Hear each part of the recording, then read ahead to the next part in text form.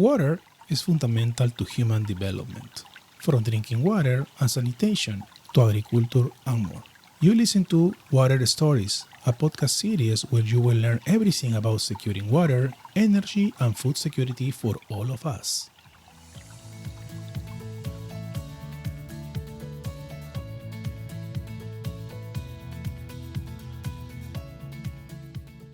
Smallholder farmers are essential for communities and our planet's protection.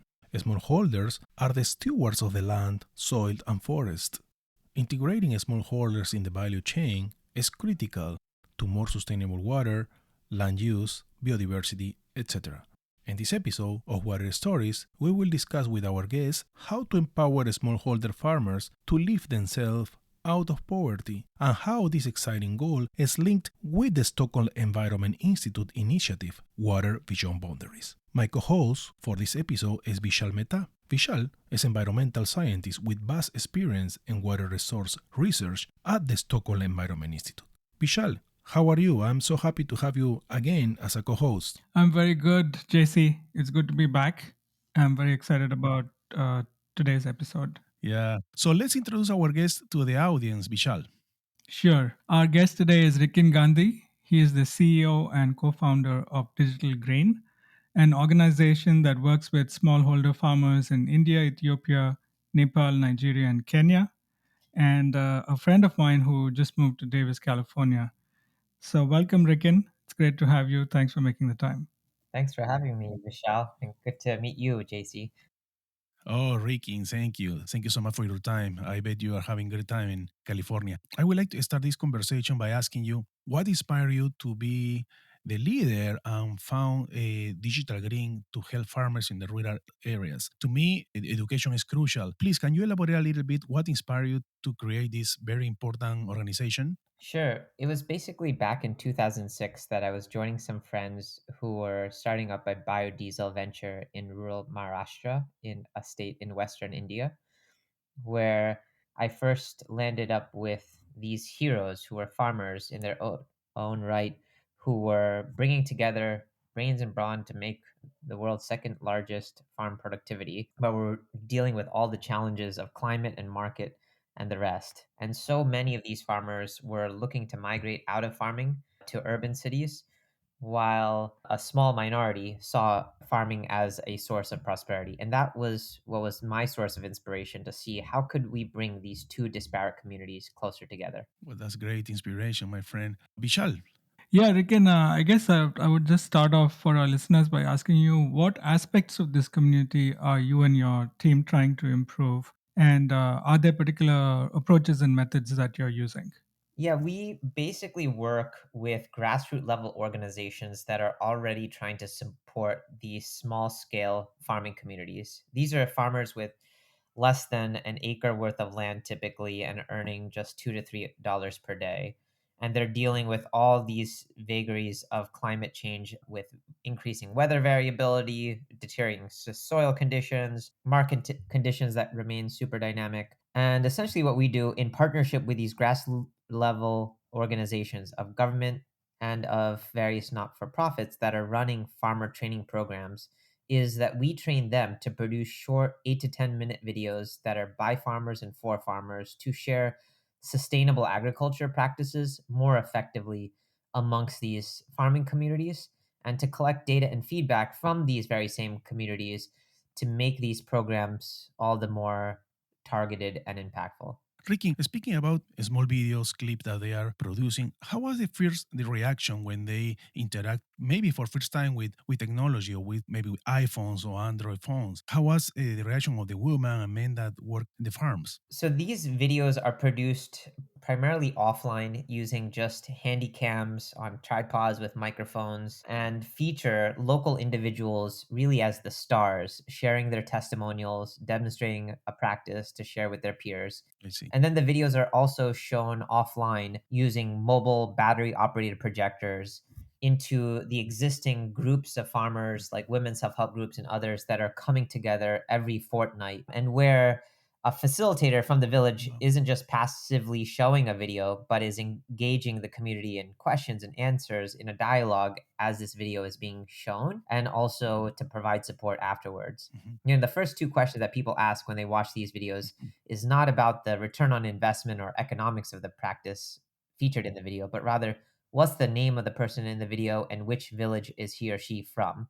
Really to see if this is somebody relatable and trustworthy that if they can do it, then this farmer who's watching the video could consider it for themselves. That's great. And also have a community, a sense of community. It helps, the people know each other, share their own stories about how they're doing and presenting themselves, by the way. Right, Vishal? Right. I was just wondering, Rikin, can you describe what kinds of videos they tend to make and share? Is it, at all stages of the cycle? Is it like from pre-production, preparation stages through production and post-production that they tend to share videos about? It's a pretty wide diversity of content. There's now 7,000 videos in 50 different languages. They're actually all available on YouTube in addition to being shown offline in the way that I mentioned. They span from everything from crop planning and crop selection, since many farmers are having to switch some of their choices given that some locations are now seeing increased flooding or increased incidences of drought. So some farmers are having to switch from, for instance, rice production systems to, in some cases, to pigeon pea. And there's also throughout the productions season, there's also specific practices related to, for instance, alternate wetting and drying, so that farmers just maintain a flooded paddy plot, but instead are maintaining a moisture level in their soils, given also, again, the limitations of water availability that many of these farmers are faced by. And then there's also stuff on the post-harvest element, since obviously from an economic point of view, farmers are interested in what do buyers want to see in terms of the quality and grade standards that they might need to meet. So yeah, it's a pretty wide basket of content that we feature. Ricky, what kind the crops these farmers produce? It's just rice, or because the pea, I watched some videos about the pea and read about it as well. Probably cattle or another kind of veggies, coffee, I don't know. Yeah, so these are half acre to 1 acre types of farmers. They're small by any definition. And as a result, they're very diversified. And they're doing a lot of the production first to maintain their own food sufficiency in their own households. So they're going to do a mix of cereal, staple production, like rice, wheat, maize types of staples, plus some horticulture of vegetables. Oftentimes they'll have two or three animals, right? Like a dairy or a goat, so it'll be an integrated system. And that's also why the basket of this content that is going to be relevant to these farmers also needs to be equally diverse. Yeah, I was wondering at that scale, most of the farming is probably rain fed farming and is also probably geared towards subsistence farming. Yeah, these are mostly rain fed dependent farmers. I'd say that less than 20% of the farmers have some irrigation well that is available to them. Yeah, as a result, yeah, they are these more diversified farmers who are dealing with all these vagaries of the climate firsthand. Ricky, something that I really enjoy when I watch some of the videos of Digital Green is that, for example, it's not only about cattle, agriculture fields, soils, etc., which is great, right? And it's the main point. Something that I really like the idea, for example, when the men are helping women. The video when a man was teaching out two women how to wash their hands and how important it is for everyone to wash their hands with soap at critical times during the day. This is very, very, very important. So not just focus on cattle or the agriculture, etc., as I mentioned, just prevent a future or illness or disease. Very, very, very important. Yeah, these are, of course, holistic communities with holistic interests and needs. And that's why we really institutionalize this whole activity of producing and showing content, not with us. We're not the ones producing any of these films. We really put it into the hands of these communities and these grassroots level government and NGOs that are working with them, since they really understand these interests better than any of us could. Yeah, certainly they are related. Vishal, I have a question for you. In terms of water management, how does the work of Digital Green match with the Stockholm Environment Institute initiative Water Beyond Boundaries, which is part of this season, the second season of this podcast? Yeah, as you know, that agriculture is the largest user of water sectorally speaking. And within agriculture, the smallholder farmer is a very specific community where we find the intersection of SCI's interests coming together on working on equity and working on water resources and livelihoods together. And so, in that sense, it's important to think about not just water beyond boundaries, but also think beyond water itself. And in fact, one of my questions for Rikin was that, there are many risks that this community faces. And how would you put, say, water access and water management in context with some of the other risks, Rikin, that they face? Are there some that are overwhelmingly the predominant challenge, for example, access to finance or land tenure? Or is it just this whole mix of it like leads to their vulnerability? I'd say that it certainly is a mix, but water is definitely at like the top most levels for most of these farmers. It relates to both like the macro level watershed about how they consider watershed management committees and certain types of constructions, like setting up trenches and bunds to conserve the water that falls from the rain, and maximize the recharge, all the way to the individual types of practices that farmers can do, from applying compost to this alternate wetting and drying practice for rice farmers that can help to reduce some of their usage of water, and as a result also minimize the risk that they're facing with depleting groundwater levels. Ricky, I have a question. I know the digital green is working in Nigeria, Ethiopia, Kenya, Nepal, and here as well in the United States, I guess. If I ask you what these countries or these farmers in those countries have in common, what would you say? They all have a still a majority of these farmers outside of the US, a majority of the farmers who are still small scale farming communities. 80% of farmers in India, Ethiopia, Kenya, or more are these farmers who have just 1 to 2 acres worth of land.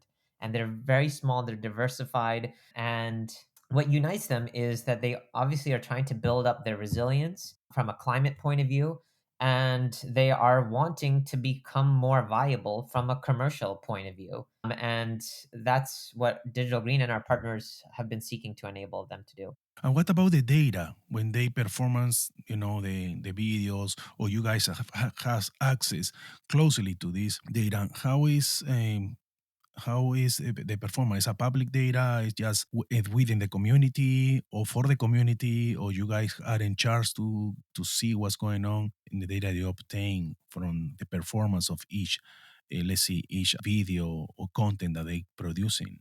Yeah, so we started with data and content that was primarily anchored on these government extension systems, and we're using videos so that it could go out more efficiently to more farmers and impact them as they apply these practices on their own farms.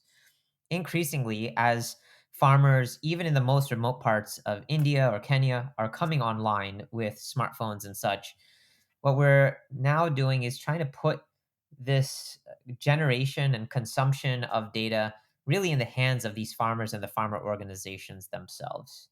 And we think that's possible because of this connectivity and such that is expanded now. And give them the agency and choice to decide who they want to share their data with and how. So we see the first groups that want to use this data are the farmers themselves, to benchmark themselves with their peers, looking at these videos, buying for farmers, to look at what prices farmers are getting within their farmer organization to see where they might be able to get a better deal. But then also to enable these very same farmers and farmer organizations to share their data with other third parties of their own choice, whether it's a researcher who's trying to build a crop or a water model, or a buyer who might want to know what kinds of practices a group of farmers followed that they might be willing to give them some price premium to purchase against. Yeah, Rikin, I was wondering if over time you have intentionally tried to strengthen the capacity of the extension agencies and workers that you work with, or is it still more a direct focus on the community that Digital Green has? Yeah, I would say that like from the very beginning, these extension agents of the government, and other NGOs who are working at a grassroots level have in some ways been like the first user of the videos that are being produced. They're the ones who are involved in making sure that the technical integrity and correctness of this information that is being exchanged among these communities is maintained. And then they're the ones that also watch these videos for the first time, because often what happens in these large scale extension systems, like for instance, Ethiopia has more than 70,000 extension agents across the country, 3 per village. There's a ton of variability in their orientation and know-how of what are they supposed to promote to whom. But by looking at these videos themselves before they screen them to fellow farmers in their villages that they operate in, they actually end up increasing their quality and their consistency of how they operate. Interesting. Ricky, you know, a couple of weeks ago, I attended to an event at MIT, and one of the speakers mentioned about her company is focused on cocoa, macadamia, and coffee. But she shared a very interesting point that the company is working in nature-based solutions because they will support agriculture production, resilience, and mitigating climate change, etc. And for example, she mentioned a very interesting project in Central America about bird friendly coffee. My question is, what kind of nature based solution in these farmers in Nigeria, Ethiopia, Kenya, you see potential to work with? I think there's a huge potential for these nature positive and climate smart agriculture practices. Yeah, of course we have to think about the incentives that these farmers have to apply these practices.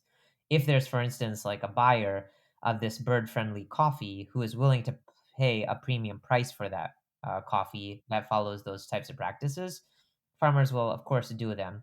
Or if there are also, in some cases, practices that can increase yield scale emissions, right? Where farmers' productivity still increases while they're reducing their water use and their also their greenhouse gas emissions.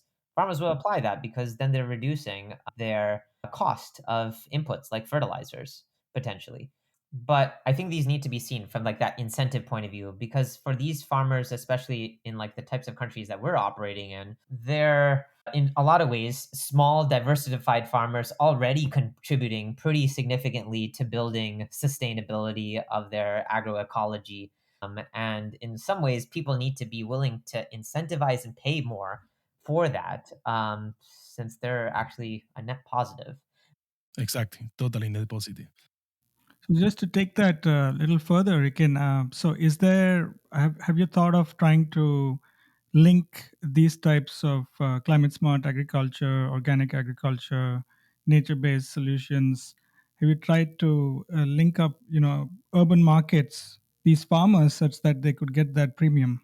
For sure. Yeah, we've definitely been involved, and that's kind of where these farmer collectives have a big role to play, because buyers, in like any buyers, whether it's like a exporter of coffee or it's like a local domestic purchaser of rice, generally is not going to be transacting with an individual half acre to 1 acre farmer. That's just too small volumes and the transaction costs of interacting with them are too high.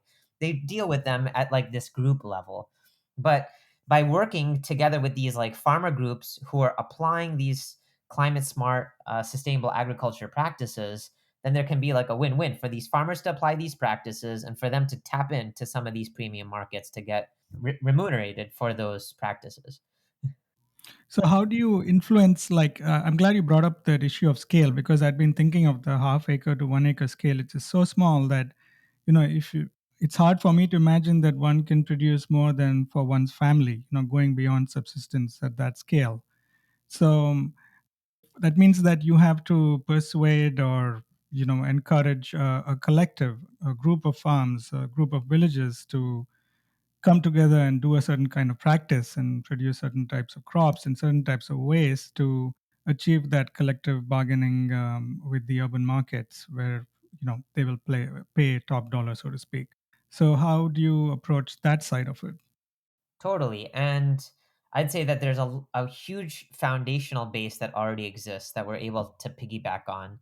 A lot of these governments, like the government of India, Kenya, Ethiopia, and the like, have invested in mobilizing farmer groups. Initially, typically these women's self-help groups who are involved in microcredit and savings, or other types of farmer groups at a small level, at like a 15 to 25 person level, increasingly, these very same governments are now aggregating these smaller groups into bigger cooperatives and farmer producer companies with like 500 to 1,000 members. And they're trying to build up their capacity to be able to better engage with their membership and transact with the marketplace. And that's where we intervene, right within that nexus of how do the individual members of these farmer groups be able to better coordinate and collaborate with these larger institutions, right, at the leadership of their farmer group level or amongst these governments that are supporting them. And Ricky, does the app you guys use help with the purpose and goals that Digital Green propose? Because it's a very interesting app. Yeah, what we're trying to do is to kind of create a decentralized application so that it's not that we're owning everyone's data, but rather that the farmer groups are able to customize what is the data that they need of their members. For instance, who wants a particular seed variety or a particular fertilizer, who is producing a particular commodity that they might make some forward contract with. And so giving that power of deciding how they frame up these questions to their members and farmers can respond to them, how they can share advice and benchmark with their membership. That's what we're trying to enable, really to put these farmers and farmer organizations really at the center of leveraging this technology for their own growth and development. That's great. Vishal, is there anything that you would like to add to this conversation? I was thinking that of going back to Digital Green's focus on empowering women farmers, and I was wondering if Rikin can relate a story he has related to me about the challenges of doing that in the countries that they work in. Especially, I'm remembering, Rikin, a story you told me about from Afghanistan about how women farmers were encouraging each other within the women communities in the context of life in Afghanistan. So I was wondering if you could share that for our listeners. Happy to. Yeah. The lion's share of agricultural labor is done by women. It has been done in the past, and it's only increasing as a number of young men are often migrating to cities for various types of construction and other types of work. At the same time, these women are not having so much power when it relates to land tenure, and these extension systems often are dominated by men who have sometimes have cultural barriers with respect to how they can interact with women. So an example that I shared with Vishal was that we were working in Afghanistan.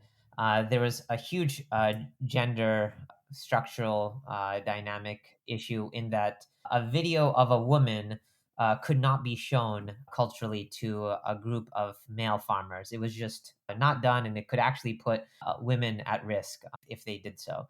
And so, what we did was we trained up a whole cadre of women who could produce their own films, women who could be featured as stars in these films, women who would facilitate the screening of these films as extension agents, and women who would watch these films. By maintaining that gender across this communities, we were able to see a lot of take up of these practices because these farmers ultimately are women who are executing them. But that was really important for us to understand. You know what, Ricky, I want to reinforce something that you have mentioned. When you said net positive, all that you mentioned right now has to do with a great book, Net Positive by Paul Polman, when he shared all the things that you are sharing with our audience about ESG, for example, very important points: people, planet, performance, be good for the society and good also for a business. If we are speaking about the smallholders, for example, focus on sustainable products that can contribute to the economy where they operate, inclusivity, as you mentioned, the well-being of the farmers, designation of origin, and so on. So it's very interesting, this valid point. Ricky, is there anything you would like to add before wrapping up? I'd just say I agree with you. And our work is built on the existing informal social networks that these farmers already have with each other. They already share information with their neighbors, with their family members about what crops they grow and how they grow them. What we've seen is that there's a real opportunity to build on those networks and leverage technology to build bridges. We've even had examples where a widowed woman was ostracized physically to the outskirts of her village, But by featuring her in a film demonstrating a biofertilizer that was showing a positive impact, her fellow farmers brought her into the village center to say that, well, this was somebody that we thought we couldn't learn from, but now we actually see as a role model for ourselves. And I think really understanding these community dynamics and their incentives is so critical for us all to have a bigger impact in this space. Certainly. More role models, more success we will have. Vishal. Well, I just want to thank Ricken for his time. And, from what Ricken just mentioned at the end, I was thinking about how one would measure the impact of one's work. And people talk about all kinds of metrics, and I'm sure Digital Green has their own way of doing this formally.